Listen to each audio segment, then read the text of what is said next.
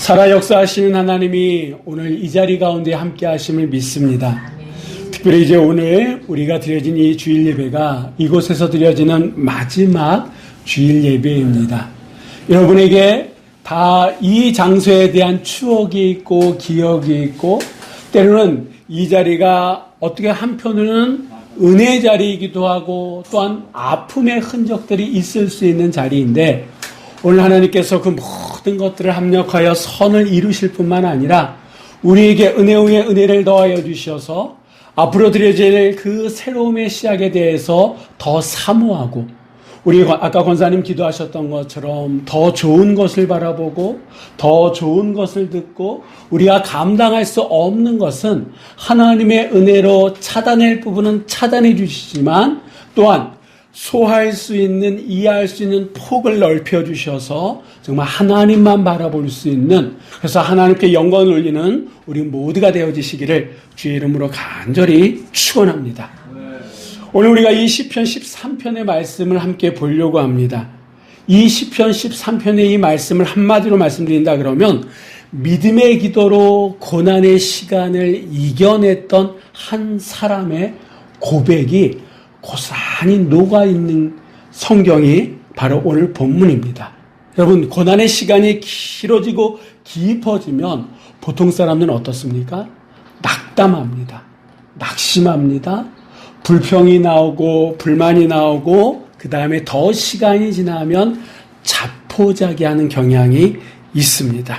왜 그러냐면 그 순간을 이겨낼 힘이 우리에게 없기 때문입니다.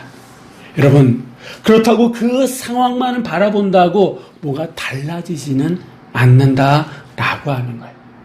그 시간, 그 순간에 우리는 더더욱 정말 하나님께 소망을 두고 인내하는 가운데에 하나님의 전적인 은혜가 우리 가운데에 임함을 더 준비하며 기다려야 될 줄 믿습니다.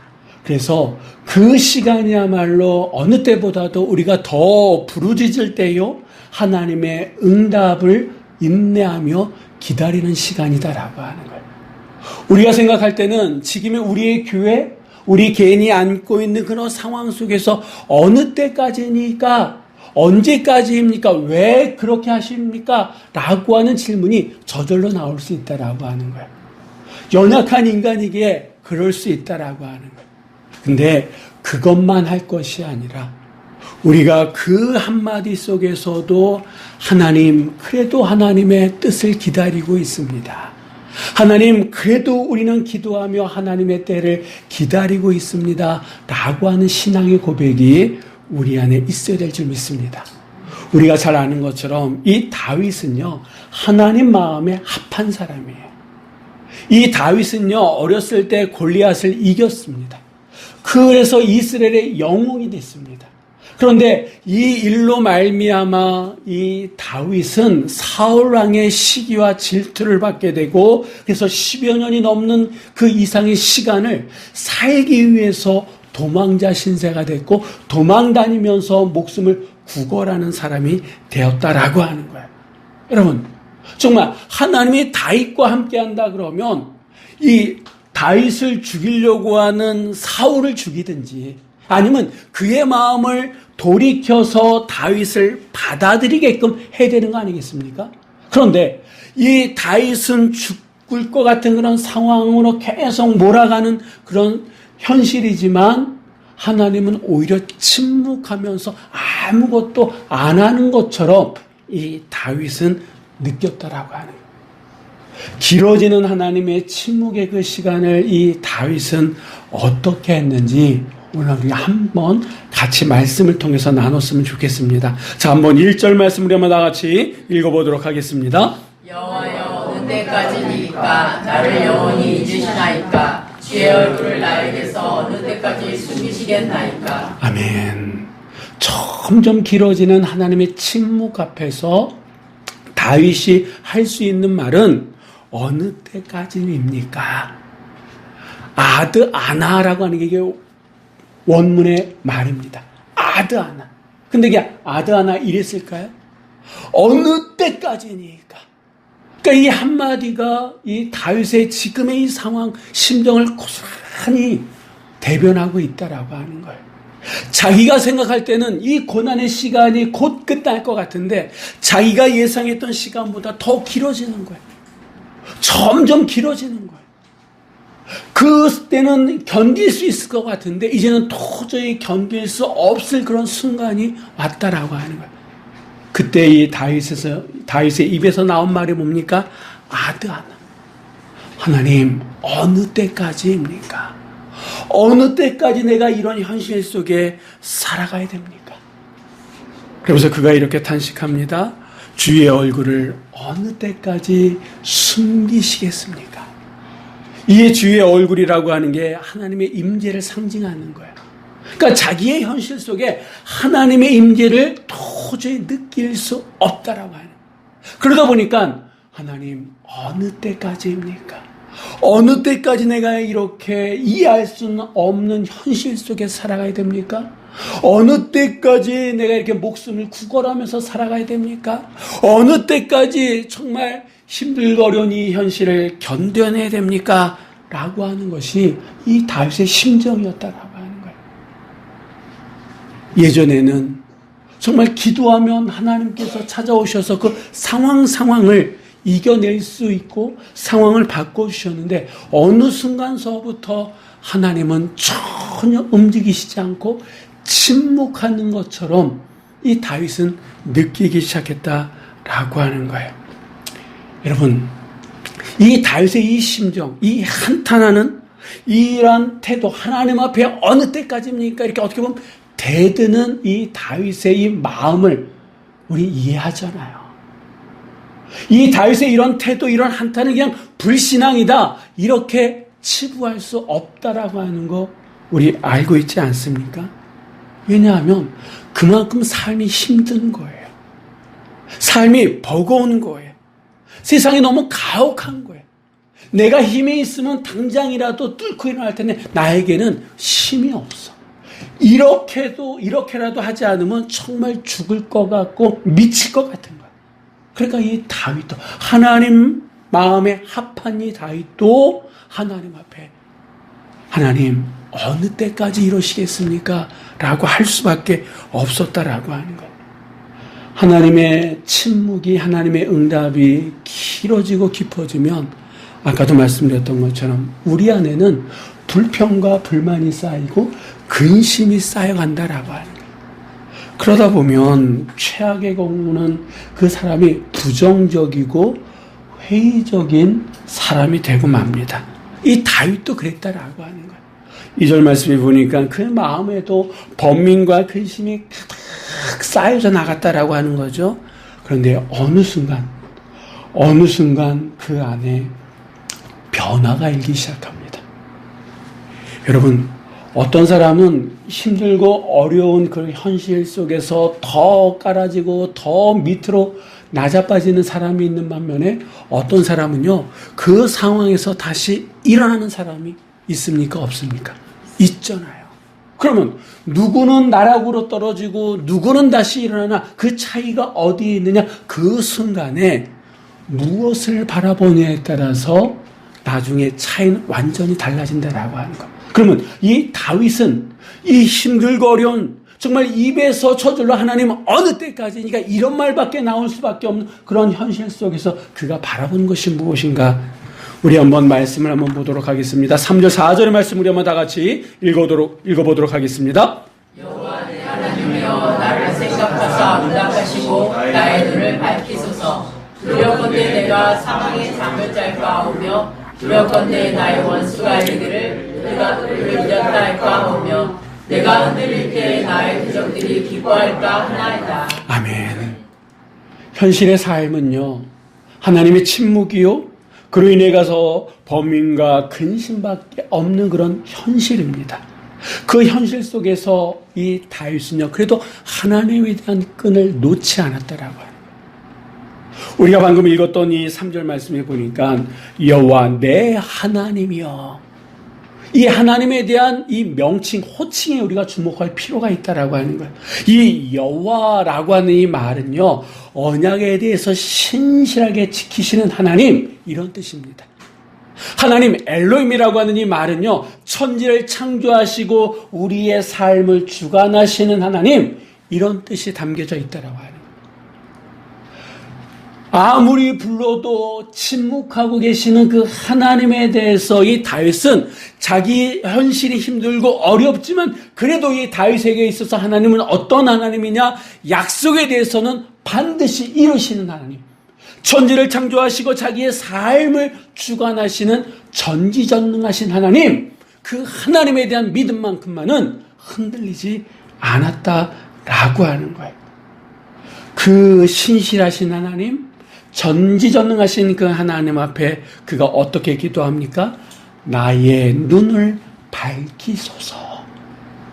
이게 무슨 말이냐 하면, 여러분, 이 눈을 밝혀달라라고 하는 이 말은 하나님의 지혜와 총명을 허락해달라는 말이에요. 이것을 의역하면 영적인 안목을, 영적 분별력을 허락해달라라고 하는 그런 말입니다. 다윗의 입장에서는 지금의 이 상황이 십수년이 지나도록 바뀌지 않는 이 상황이 이해가 안 되는 거예요.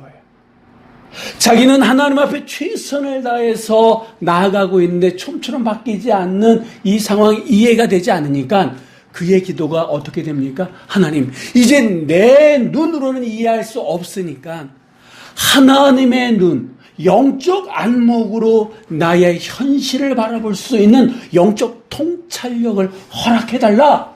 지금 그가 이렇게 기도하고 있습니다. 여러분, 우리가 생각할 때에도, 내가 생각할 때에도 내 현실, 교회 현실, 우리나라의 현실 아무리 생각해도, 아무리 이해하려고 해도 이해할 수 없는 모습들이 있잖아요. 그럴 때 우리 안에 걱정이 있고 힘듦이 있습니다. 그때 우리가 어떻게 되느냐? 하나님, 내 생각, 내가 가지고 있는 이성으로는 이해할 수 없으니 이제는 하나님의 눈으로 영적인 분별력으로 이 상황을 볼 수 있게 해달라고 하는 그 기도가 우리 안에 있어야 될 줄 믿습니다. 여러분, 지금 우리의 교회의 상황을 우리가 다 이해할 수 있습니까? 없어요. 왜 우리 교회를 이렇게 이끌어 가시는지, 왜 이곳에서 마지막으로 예배를 드릴 수밖에 없는 현실인지 우리는 다 이해할 수는 없습니다.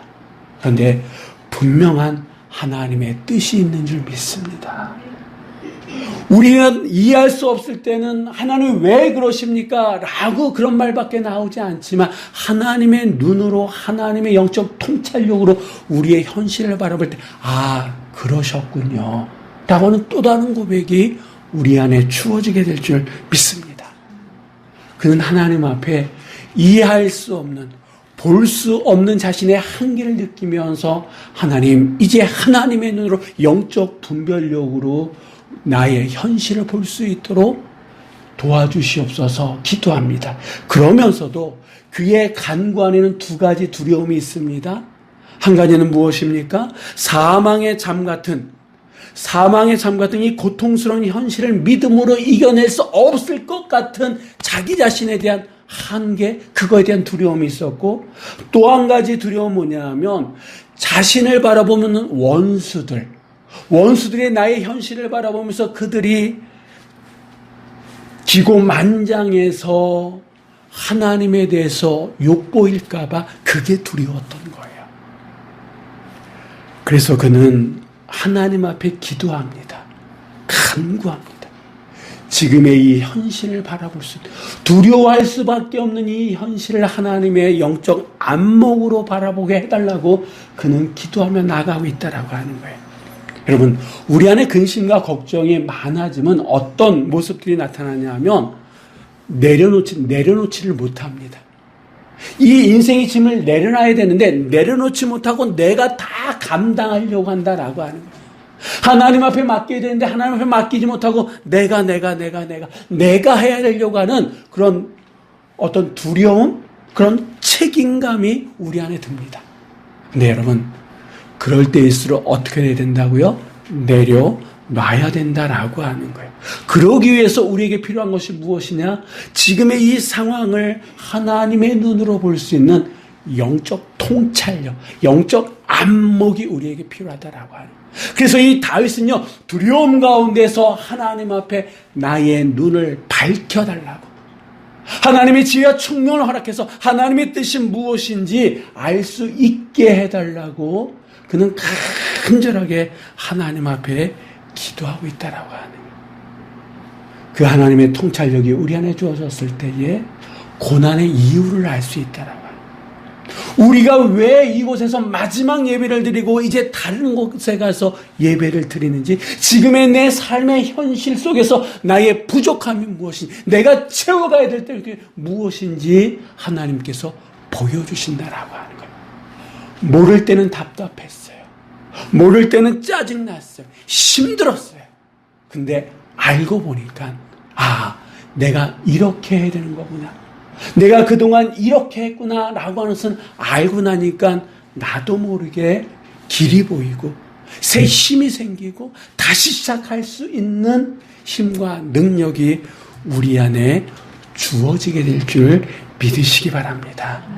여러분, 앞이 보이지 않고 이해가 되지 않을 때에는 신실하신 하나님 그 여호와, 세상을 주관하시는 하나님 그 하나님을 바라볼 수 있는 영적 안목이 우리 안에 있어야 될 줄 믿습니다. 하나님을 바라보고 여호와 하나님 앞에 나아가는 이 다윗에게 서서히 놀라운 변화가 일기 시작했는데, 우리 한번 5절의 말씀 우리 한번 다 같이 읽어보도록 하겠습니다. 나는 오직 주의 사랑을 의지하여 싸우니 나의 마음은 주의 구원을 기뻐하리이다. 아멘. 자, 이 말씀에 보니까 나는 오직 주의 사랑을 의지했다 이렇게 말씀하고 있습니다. 이 사랑, 헤세드라고 하는 이 말은요, 인자 은총으로 번역할 수도 있고, 이 사랑은요 언약에 근거한 사랑이에요.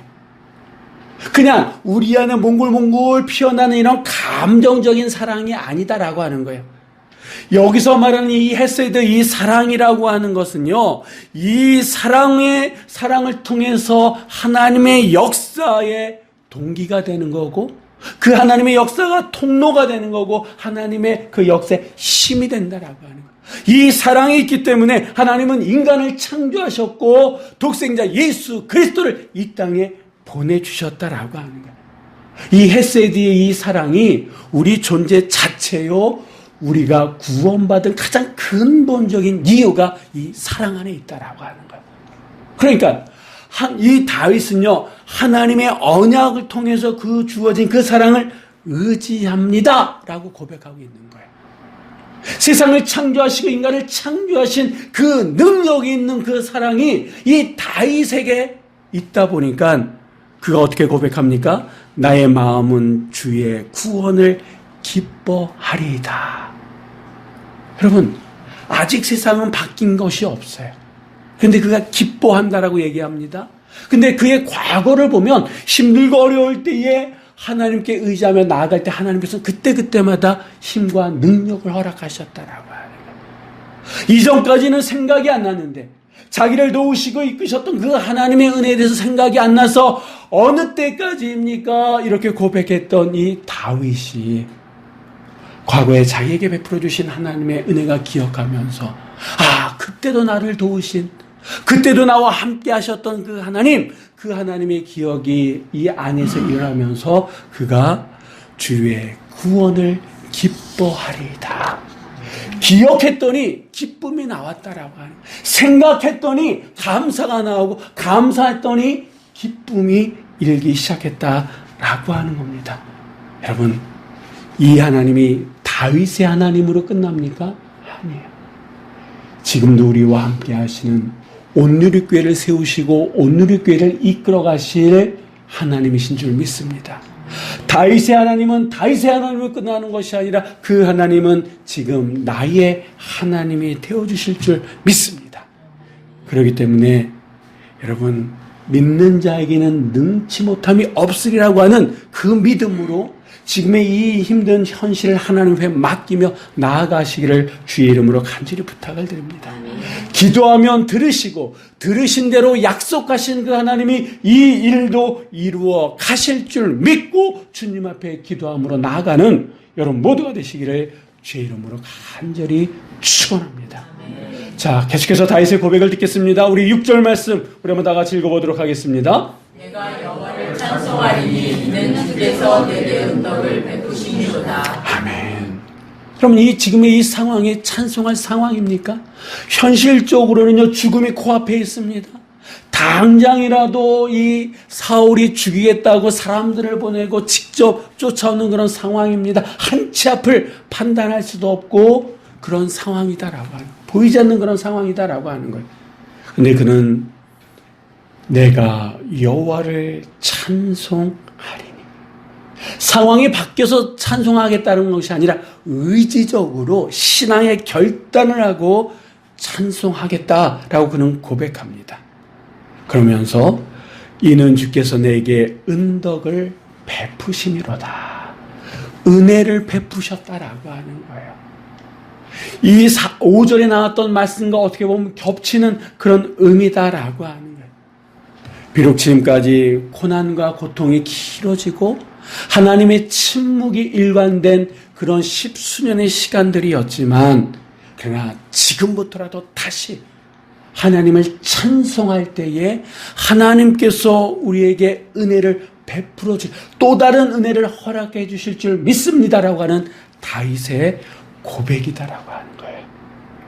여러분, 우리가 힘들면 기도할 뿐만 아니라 찬송하시기를 주의 이름으로 부탁을 드립니다. 어떤 이들은 힘들며 원망합니다. 불평합니다. 근데 어떤 이들은 그 시간을 통해서 기도하며 찬송한다라고 하는 거예요. 여러분은 어느 쪽에 쓰시겠습니까? 힘들고 어려운 현실 속에서 찬송하며 기도하며 인내하며 소망을 가지고 하나님의 때를 기다리시겠습니까? 아니면 그 시간을 통해서 하나님을 원망하고 주변의 사람을 불평하며 원망하면서 그 시간을 보내시겠습니까? 우리의 인생의 단거리라 그러면 달라지는 게 없어요. 근데 우리의 인생은 장거리잖아요. 당장 불평하고 당장 원망하고 하면 속이 시원할지는 모르지만 그 시간이 지나면 더 불안하잖아요. 그러나 그 시간 기도하며 찬송하며 그러면 조급할 수도 있습니다. 어느 때까지입니까? 이런 말이 나올 수도 있어요. 근데 좀 시간이 지나면 우리의 현실이 바뀌었다라고 하는 것을 우리가 느끼지 않습니까? 그러면 지금은 찬송할 때다라고 해요. 다윗처럼 기도하면 나아갈 때다라고 하는 거예요. 찬양과 기도가 있는 것은 땅이 흔들리고 옥문이 열리게 될 줄 믿습니다. 이 다윗은요, 장차 하나님께서 이루실 그 영광의 시간을 바라보면서 지금 기도로 심고 찬양으로 심었더니 나중에 이 하나님의 소명을 받고 17년이 지난 그날에 이 다윗은 이스라엘의 왕으로 세워지게 됩니다. 물론 그 지난 17년의 시간이 다윗에게는 힘들고 어려운 시간이었어요. 그래서 어느 때까지입니까? 이런 불평과 원망을 할 때도 있었습니다. 그런데 다시 돌아와서 그는 그 현실 속에서 힘들고 어렵지만 기도를 심었고 찬양으로 나갔다라고 하는 거예요. 그랬더니 하나님의 그때에 하나님은 그를 이스라엘의 왕으로 삼아 주셨습니다. 지금의 현실, 누가 보더라도 찬양하고 기도하기 힘든 현실일 수 있어요. 그러나 그 힘든 현실이기 때문에 찬양을 심고 기도하는 자에게 하나님께서는 영광의 열매를 허락해 주실 줄 믿습니다. 여러분, 순종이라고 하는 것은 내가 할 수 있기 때문에 하는 일은 순종이 아니에요.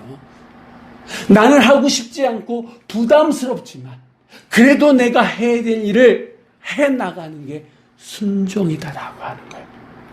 오늘 본문이 시편 13편은 시작은요, 언제까지입니까? 어떻게 보면 차디찬 겨울과 같은 그런 시간인데 이제 5절을 지나고 6절의 말씀을 보니까 상황이 바뀌잖아요. 봄날이 되었잖아요. 여러분, 이렇게 차디찬 겨울이, 매몰찬 겨울이 따뜻한 봄날이 될 수 있었던 것은 다윗의 기도다라고 하는 거예요. 여러분, 지금의 현실이 어떻게 보면 없는 우리에게는 겨울이다라고 하는 거예요. 힘들다라고 하는 거예요. 없기 때문에 여러분, 우리에게 있는 기도를 심으시기 바랍니다. 없기 때문에 하나님을 찬양하시기 바랍니다. 다윗은 상황에 대해서 하나님을 찬양하고 조건에 대해서 하나님께 기도하는 것이 아니라 그런 것이 없기 때문에 이제 새로움의 시작을 바라보면서 그는 찬양하며 기도했더니 하나님의 그때에 이스라엘의 왕으로 하나님은 그를 세워주셨습니다. 내 이성으로, 내 감각으로, 내 생각으로, 내 눈으로 지금 현실을 바라보면 아무것도 보이지가 않아요. 그러나 하나님께서 영적 안목을 허락하실 때에 우리는 다시 시작할 수 있음을 믿으시고 힘들고 어려울 때 내가 무엇을 바라보냐에 따라서 우리의 내일은 달라집니다.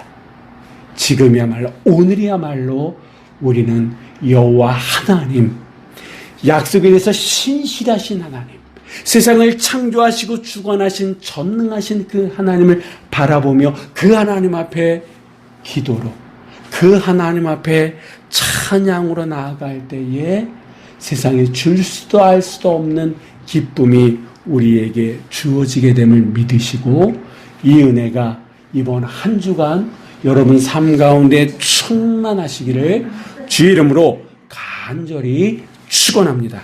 기도하시겠습니다.